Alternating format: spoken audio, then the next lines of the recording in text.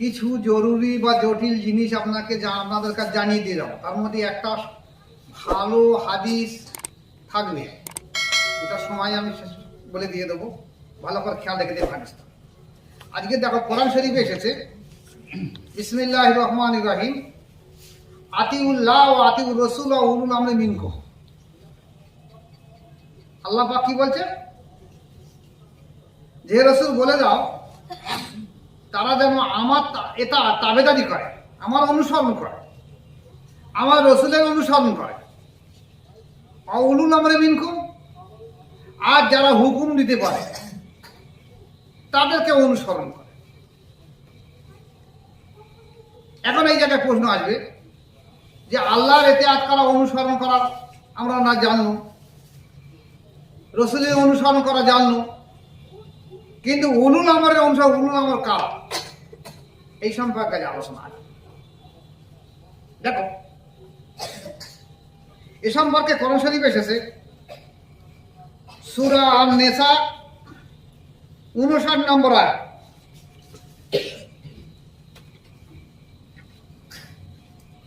ইয়া আইয়ুহাল্লাযিনা আমানু, হে ঈমানদাররা, আতিউল্লাহ ওয়া আতিউর রাসূল ওয়া উলুল আমরি মিনকুম ওয়া ইন তানাযাআতুম ফি শাইইন ফারুদ্দুহু ইলাল্লাহি ওয়া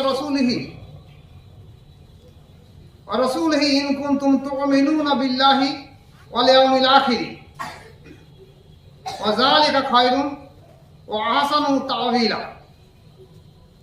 আল্লাহ পাক কি বলছে? হে ঈমানদারগণ, সূরা আন-নিসা 59 নম্বর আয়াত, হে ঈমানদারগণ, আল্লাহর নির্দেশ মান্য করো, মেনে চলো, আর রাসূলের মানো, আর তোমাদের মধ্যে যারা বিচারক তাদের কথা মানো। তারপর যদি তোমরা কোনো বিষয়ে বিবাদে প্রবৃত্ত হয়ে পড়ো, তাহলে তো আল্লাহ রাসূলের প্রতি প্রত্যাপন করো, যদি তোমরা আল্লাহ ও কিয়ামত দিবসের প্রতি বিশ্বাসী হয়ে থাকো, আর এটাই কল্যাণকর ও পরিণতির দিক দিয়ে উত্তম। এখানে মজার জিনিস হলো যে আল্লাহর ইতাআত করা, রাসূলের ইতাআত করা, উলুল আমর মিনকুম, উলুল আমর কারা, এই সম্পর্কে আজকে দুটো কথা আলোচনা করব। দেখা গেছে রাসূল পাক সাল্লাল্লাহু আলাইহি সাল্লামের জামানায়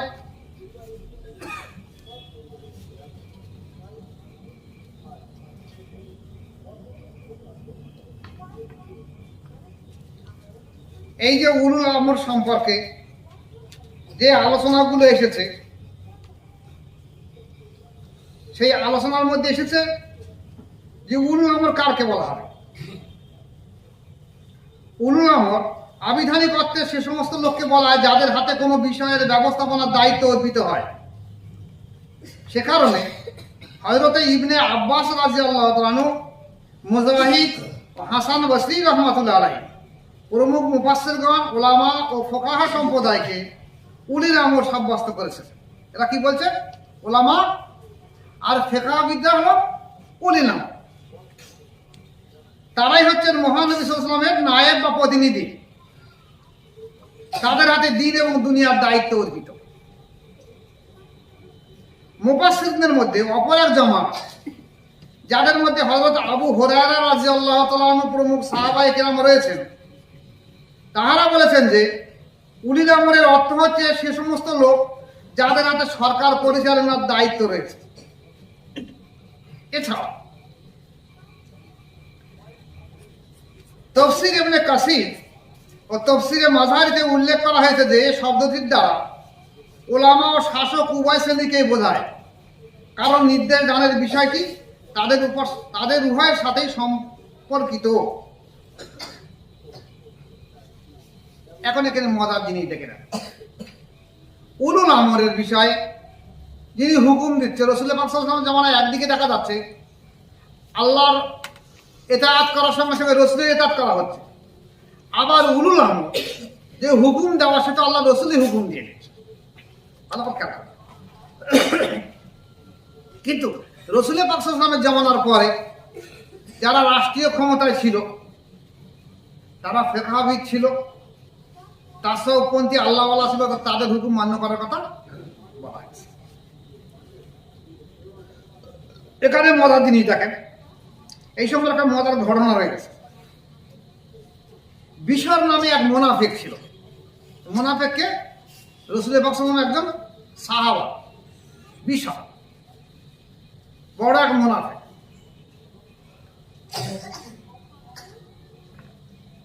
এই মুনাফিকের সঙ্গে কোন এক ইহুদির সঙ্গে তার একটা ঝগড়া বা দ্বন্দ্ব বেঁধে গেছে। এখন সেই ইহুদি বলছে যে এই যে দুজনের ভিতরে দ্বন্দ্ব, চলো আমরা তোমাদের নবী মুহাম্মদ সাল্লাল্লাহু আলাইহি ওয়াসাল্লামের কাছে যাব, তিনি যে হুকুম দেয় সেই হুকুমটাই মেনে নেব। আর এই মুনাফিক দেখছে যে আমি যদি রাসূলের কাছে যাই, তো রাসূল যে সঠিক বিচার করলে ও বিচারটা ওর হয়ে কথা বলবে, আমার হয়ে কথা বলবে না আল্লাহ রাসূল। তাই আমি রাসূলের কাছে না গিয়ে অন্য কারোর কাছে যাই। সে কি করলো, কাব ইবনে আশরাফ নামক একটা ইহুদির কাছে বললো যে ওই ইহুদি মীমাংসা করে দিয়ে দেয়।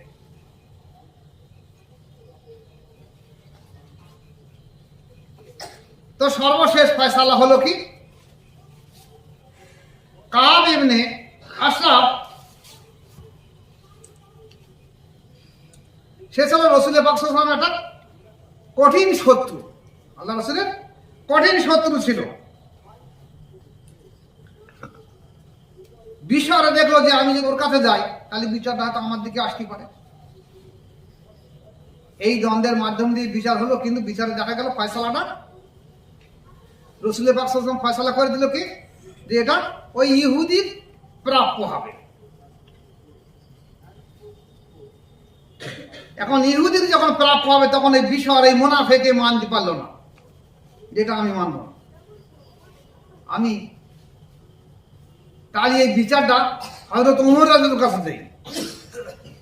আর ওমর রাদিয়াল্লাহু হলো ইহুদিদের বিরাট দুশমন। তাহলে ওমর রাদিয়াল্লাহু কি করবে, ওই ফয়সালাটা আমার হয়ে করে দিয়ে দেবে, মুনাফিকের যা কাজ।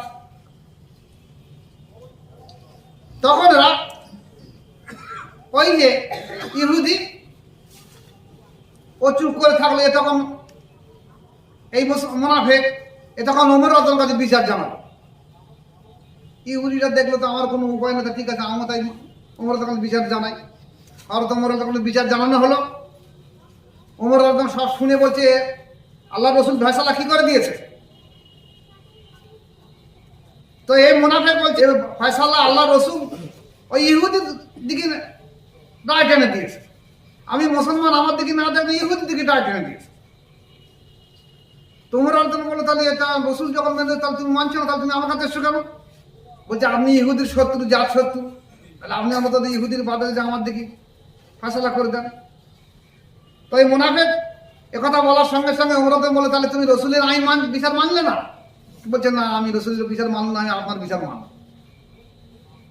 তখন ওমর ঠিক আছে বসে, আমি আসছি। বাড়ির ভিতরে ঢুকলো, ঢুকি একটা তলোয়ার এনে একে কোপে সেই মুনাফিকের মাথা কাটছে।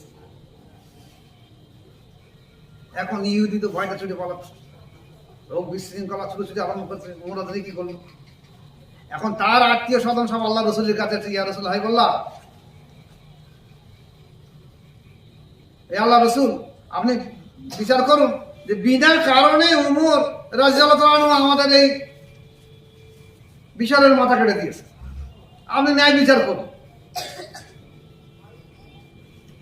তারপর রাসূল পাক সাল্লাল্লাহু আলাইহি ওয়াসাল্লাম ওমরকে বললেন, ওমর কি ব্যাপার, তুমি ওর মাথা কাটলে কেন? বলছে ইয়া রাসূলুল্লাহ, আল্লাহ রাসূলের আইন মানছে না, রাসূলের হুকুম মানছে না, তো পাকা মুনাফিক।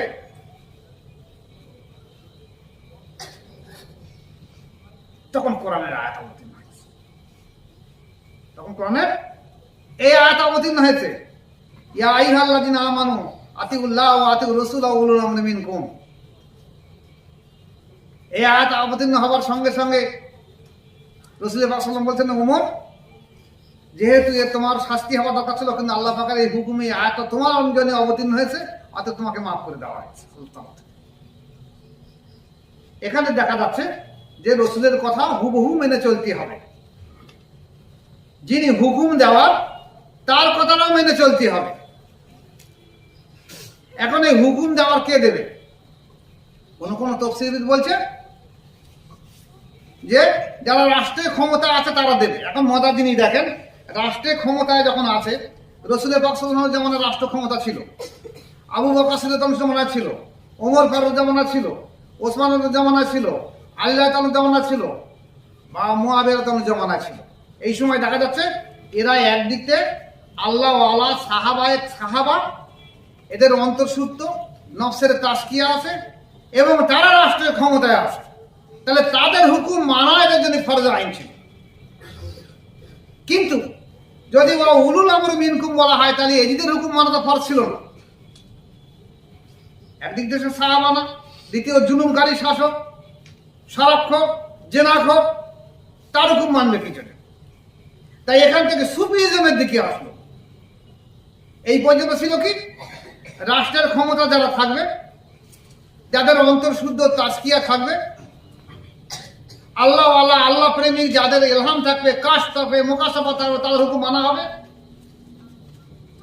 আর এর পরবর্তী ধামায় আসলো যখন এদিক যখন রাষ্ট্র ক্ষমতা আসলো, তখন থেকে দেখা যাচ্ছে রাষ্ট্র ক্ষমতার দিক দিয়ে উলুল আমরে না গিয়ে সুফি আইকেরামের দিকে এসে গেছে, এদের হুকুম মেনে চলার কথা বলা হয়েছে। এই সম্পর্কে আব্দুল্লাহ ইবনে আব্বাস রাদিয়াল্লাহু আনহু উনি বলছেন যে এই আয়াতে এর ব্যাখ্যার সঙ্গে অন্য একটা ব্যাখ্যা করেন, সেটি অন্য এক জায়গায় জুড়ে দিয়েছে। সেটা হলো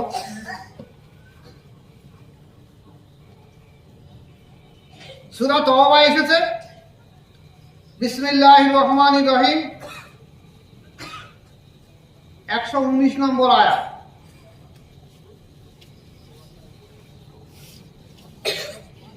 ইয়া আইয়ুহাল্লাযীনা আমানুত্তাকুল্লাহা ওয়া কুনু মা'আস সাদিকিন। এই ঈমানদাররা, তোমরা আল্লাহকে ভয় করো এবং সত্যবাদীদের সঙ্গে থাকো। এই যে সত্যবাদী তাহলে কারা হবে?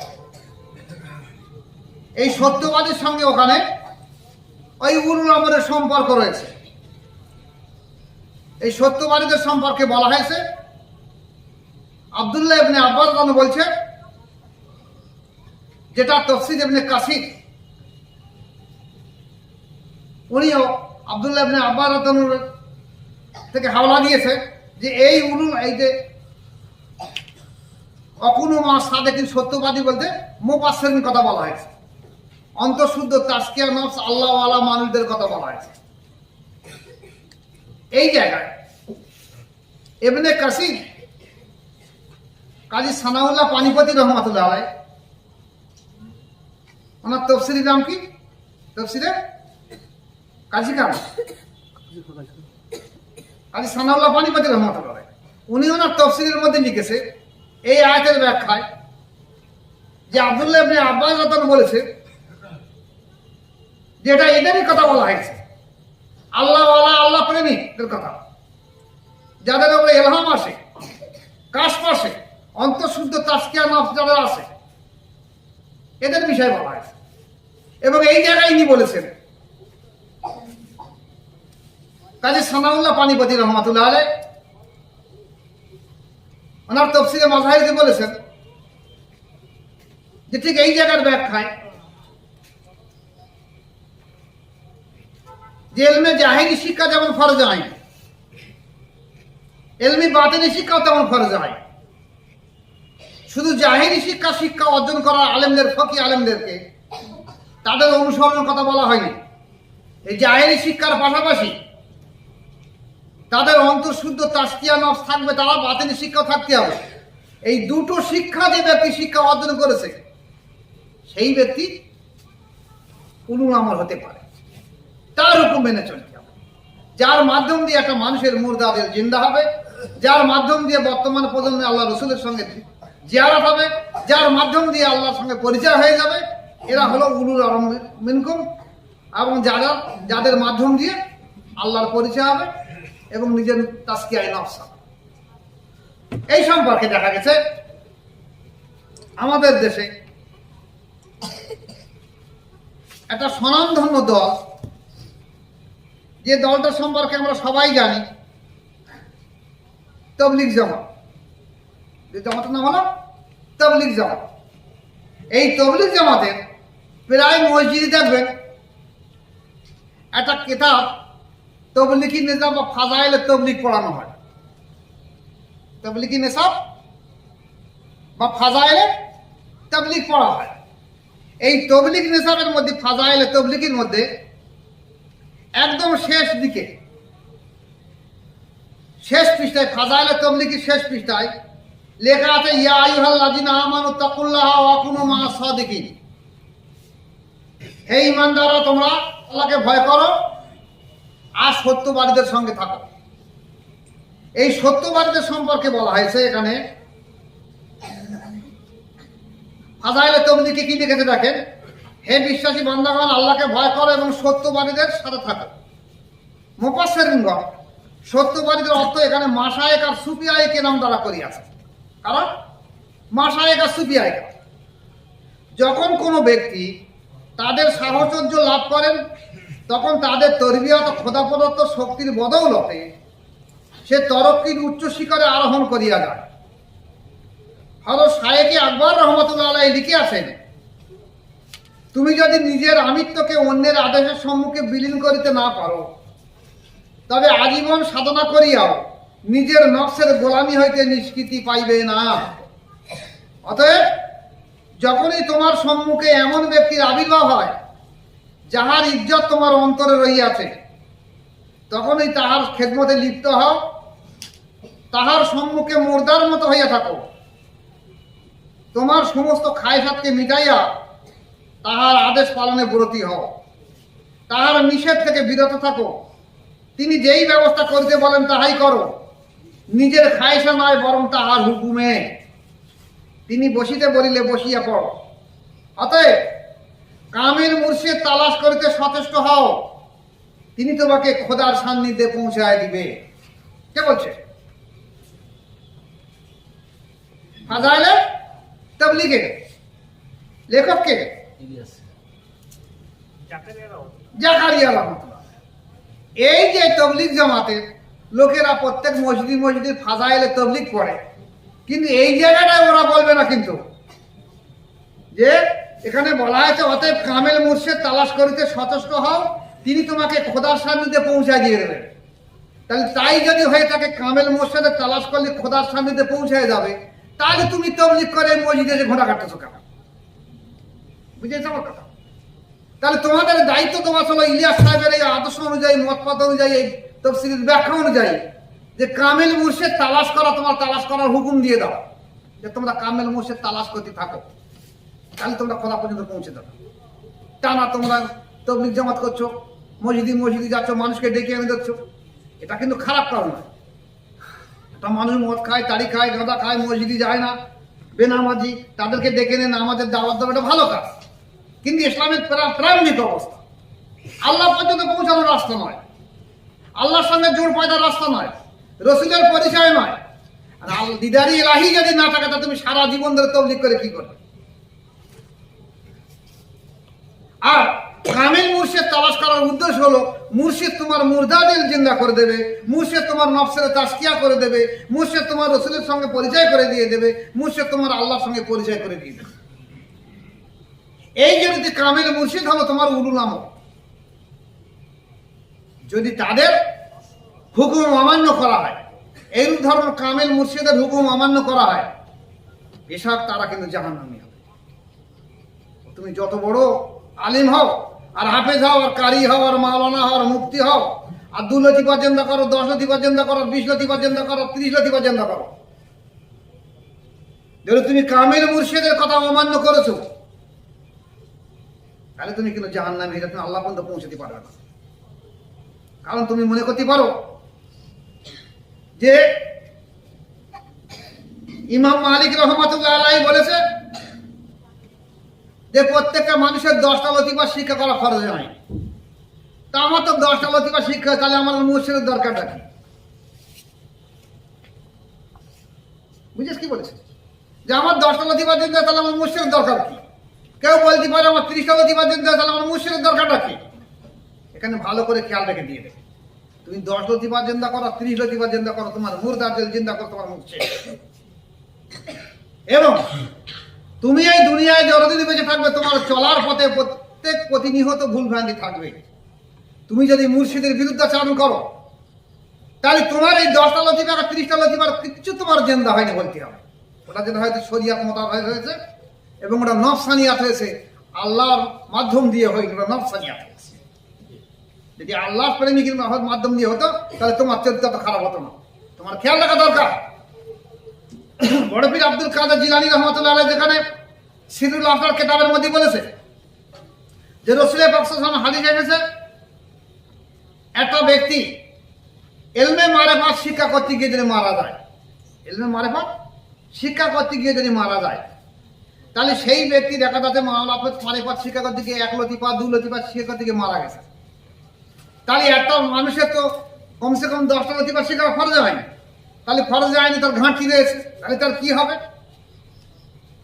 এখানে আল্লাহ রাসূলুল্লাহ বলতে দেখো, এই ব্যক্তি যদি ইলমে মারিফাত শিক্ষা করতে গিয়ে মারা যায়, যদি সে মকসুদ মঞ্জিলে না পৌঁছে যায়, আল্লাহর দিদার বা আল্লাহর পরিচয় বা আল্লাহর সঙ্গে ফানা বা লীন হয়ে না হয়ে যায়, তাহলে এই ব্যক্তি মারা যাবার পরে 2 জন ফেরেশতা তাকে ইলমে মারিফাত শিক্ষা দিতে থাকবে, যাতে কিয়ামতের ময়দানে এই ব্যক্তি আলিম এবং আবেদ এবং আশিক হয়ে উঠবে।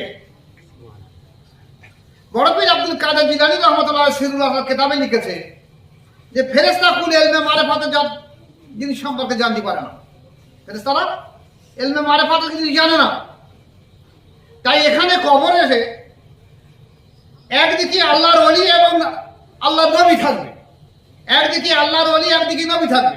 এখন ওলি বলতে যদি তোমার মাশায়েখ থাকে, তাহলে মাশায়েখ থাকবে, আর একদিকে নবী থাকবে। এই দুটো শায়েখ, একজন নবী এবং ওলি, দুজনার রুহানি তাওয়াজ্জুহ ফায়েজ, দুজনের রুহানি তাওয়াজ্জুহ ফায়েজ কেমন? যেমন দেখা যাচ্ছে একটা মুরিদ যদি মসজিদের কাছে আসে, তখন তার লতিফাগুলো সঙ্গে সঙ্গে সতেজ হয়ে ওঠে, নাকি ওঠে না? ঠিক তেমনি যখন এই ব্যক্তি 1 লতিফা 2 লতিফা 4 লতিফা 6 লতিফা ইন্তেকাল করার পরে ইন্তেকাল করবে, তখন তার মুর্শিদ এবং রাসূলের পাক সাল্লাল্লাহু আলাইহি ওয়াসাল্লাম এই 2 জন মহান সাধক ব্যক্তি রুহানি তাওয়াজ্জুহ ফায়েজের মাধ্যম দিয়ে এই ব্যক্তি তারাক্কি শেষ সীমায় পৌঁছে যাবে এবং সে কিয়ামতের ময়দানে আবেদ এবং আশিক এবং আলিম হয়ে উঠবে। এটাই হলো বড় পীর আব্দুল কাদের জিলানী রহমতুল্লাহ বলেছেন। পক্ষান্তরে বলেছেন বড় পীর সাহেব কি, যদি কোনো ব্যক্তি ইলমে মারিফাত শিক্ষা না করে, সে যদি আলিমও হয়ে থাকে, সাধারণ মানুষ তো মানুষ, যদি একটা আলিমই হয়ে থাকে, সে যদি ইলমে মারিফাত শিক্ষা না করে থাকে, তাহলে ইলমে মারিফাত শিক্ষা না করার কারণে তার কবরে কিন্তু আল্লাহর ওলি এবং আল্লাহর রাসূলের রুহানি তাওয়াজ্জুহ ফায়েজ সে পাবে না। অতএব সে কিয়ামতের ময়দানে সে জাহেল মূর্খ হয়ে উঠবে। এই জন্য কাজী সানাউল্লাহ পানিপতি রহমাতুল্লাহ আলাইহি উনি বলেছেন যে ইলমে জাহিরি যেমন শিক্ষা করা ফরজ আইন, ইলমে বাতিনিও তেমন শিক্ষা করা ফরজ আইন। এই দোনো শিক্ষাই হলো ফরজ আইন। আর এই দোনো শিক্ষা যারা করেছে এরা হলো উলুল আমরে মিনকুম, ওরা হুকুম দিতে পারে, একটা মানুষকে হুকুম দিতে পারে, একটা মুরিদকে হুকুম দিতে পারে, তুমি এইভাবে চলো, এই মোতাবেক চলো, এই মোতাবেক চলো, একটা সাধারণ মানুষ দিতে পারে না। এখন আপনি প্রশ্ন করতে পারেন যে তাহলে আমাদের দেশের শরিয়াতে আলিমরা কি এই হুকুম দিতে পারে না? এরা তো নামাজ পড়তে বলছে, এরা তো দান খায়ের কথা বলছে। আমি এই সম্পর্কে একটা ছোট্ট কথা বলবো, আপনারা খারাপ ধারণা নেবেন না। কিন্তু আমার এই মাদ্রাসায় গত সপ্তাহে 2টো ছেলে ভর্তি হয়েছে। তা ছেলে দুটোর গার্জেন খুব গরিব মানুষ, মামা সাহেব জানে, রিক্সা চালিয়ে না। তা গার্জেন আমার পাশে বসে বলছে যে আমি একটা মাদ্রাসায় ছেলেটাকে ভর্তি করে দিয়েছি, একটা গার্জেন বলছে। তো সে সপ্তাহে 2 দিন করে মাদ্রাসার জন্য ভিক করতে যায়। মাওলানা পাঠিয়ে যা ভিক কর মাদ্রাসার জন্য। তা 2 দিন ভিক করতে যায় আর 5 দিন পড়াশোনা করে। এখন এই 2 দিন ভিক্ষে করে, এই ভিক্ষে করা মাদ্রাসার শিক্ষকরা তাকে পাঠিয়েছে, আলেম তাকে পাঠিয়েছে। এ ওই গ্রামের টাকা কালেকশন করে, আর যা করে অধিকাংশ সে পকেটে লুকিয়ে রেখে দেয়, কিছু মাদ্রাসায় নিয়ে দেয়। ফলে দেখা যায় তার পকেট খাতা বেড়ে ওঠে, সে যখন কাঁচা পয়সা পাচ্ছে দৈনিক 10 টাকা, 20 টাকা, 30 টাকা, 50 টাকা পকেট খরচা করে। যখন সে টাকা আর পায় না কখনো কখনো, তখন পাশে বাড়ি গিয়ে ওর আব্বা বলছে আমার কাছ থেকে 200, 500, 200, 300, 400 টাকা চাচ্ছে আমার পকেট খরচার জন্য। আগে এই ছেলেটা বাড়ি থাকলে সে 2 টাকা চেত কি 1 টাকা চেত, যে আব্বা আমার 1 টাকা দাও কি 2 টাকা দাও। আর এখন মাদ্রাসায় বেশি বলেছে আমার কাছে 50, 100, 200 টাকা চাচ্ছে পকেট খরচার জন্য। আমি চিন্তা করবো কি ব্যাপার, মাদ্রাসায় দিয়ে আরো ভালো হবার, যেমন তেমন ছেলেটা 50 টাকা, 100 টাকা, 200 টাকা পকেট খরচার জন্য চাচ্ছে কেন, কারণটা কি? তদন্ত করে করে দেখলো যে ছেলেটা যখন এই মাদ্রাসা থেকে চাঁদা তুলিতেছে, চাঁদা তুলি যায়, তখন এই প্রত্যেক সপ্তাহে 100, 150, 200 টাকাও চুরি করে সেটা পকেট খরচা করে। তা আমার চিন্তা ভাবনা হলো যে আমি গরিব মানুষ, রিক্সা চালিয়ে খাই, বদিন রিক্সা চালাই, আমার তো ভদ্র ভালো নয়, আমি সেই টাকা পয়সা গাড়িতে রেখে দিই, তবিটি রেখে দিই। এখন যাই 1, 2 হাজার, 3 হাজার টাকা থাকে আমার তবি। এখন হয়তো আমার ছেলে একদিন বলবে আমার আর 200, 300 টাকা দাও, যদি না দেয় হয়তো আমার কোনদিন মার্ডার করে দেয়, টাকা ওনাদের পালাম। এখন মানুষ হয়ে গেছে ওর শিক্ষা করার জন্য, এখন ওর লোভ এসে গেছে টাকা। তাহলে এই আলিম জাহেরি আলিমরা এরা তো মাদ্রাসায় দেওয়া শিক্ষার জন্য, এরা হুকুম নিতে কালেকশন করার জন্য, এরা তো এই তো বাঁচাচ্ছে না যে তুমি টাকা চুরি করো না, এই শিক্ষা দিতে পারছে না। একমাত্র এই হুকুম নিতে পারে আল্লাহর ওলি মানুষ, সে তার মুরিদদের হুকুম নিতে পারে। তাই উলুল আমর মিনকুম হলো শুধু শরিয়াতে আলিম নয়, শরিয়াত এবং তরিকাত উভয়ে আলিম হতে হবে, অন্তঃশুদ্ধ তাজকিয়ায় নফস থাকতে হবে, এবং সে যেন তার মুরিদদের হুকুম নিতে পারে। এরাই হলো উলুল আমর। আল্লাহ পাক যতটুকু আলোচনা রেখেছি, এই আলোচনা আপনাদের বোঝা তৌফিক দেন। আমি দোয়া রাখি আল্লাহ পাক প্রত্যেকের থেকে ফায়দা নেই। ওয়া আলাইনা ইল্লাল বালাগ। আসসালামু আলাইকুম ওয়া রাহমাতুল্লাহি ওয়া বারাকাতুহু। দর্শক আল্লাহুম্মা